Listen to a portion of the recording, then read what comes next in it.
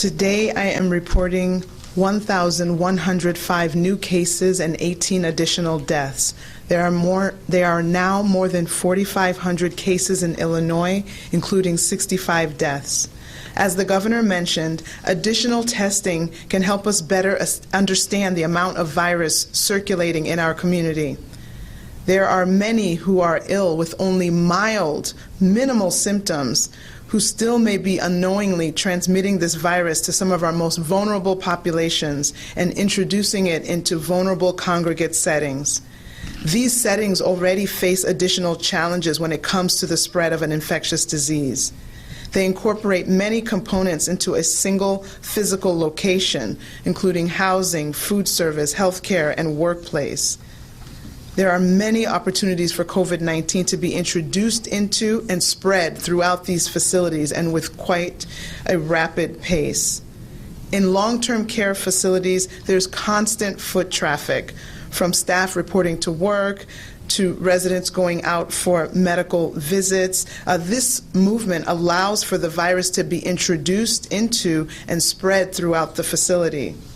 The Illinois Department of Public Health has been working with nursing homes and other long-term care facilities on infection control practices. We're also working on increased health screenings, both for the residents and for the staff, and isolation and quarantine guidance. These exact same challenges exist for correctional centers. As a former medical director in a correctional facility, I know all too well about the traffic of staff going in and out of the facilities daily, detained individuals leaving for court appearances, and the rate of turnover. All of these commingle and increase the rate of infection and its fast spread through these facilities. The Illinois Department of Corrections is taking a number of steps to control the spread of COVID-19 in its correctional centers. Among those steps that are being employed are increasing the provision of hand sanitizer, increasing the use of antibacterial soap, and ensuring that cleaning supplies are adequate to all staff and for the detained individuals.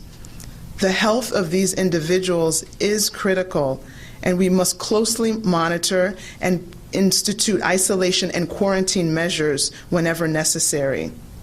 When multiple cases of COVID-19 are identified in a long-term care facility or a correctional center, testing everyone who resides or works in the facilities might not be indicated, but as more testing is available, that will give us the options to test as required.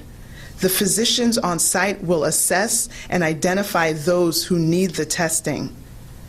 More testing available across the board will better inform the amount of virus that we're seeing in the community, where we can take that information and identify specific concerted efforts to decrease the risk in those high-risk areas, ultimately with the goal of limiting infection, limiting spread, and ultimately limiting lives lost. This is how we will get to the end of this pandemic sooner.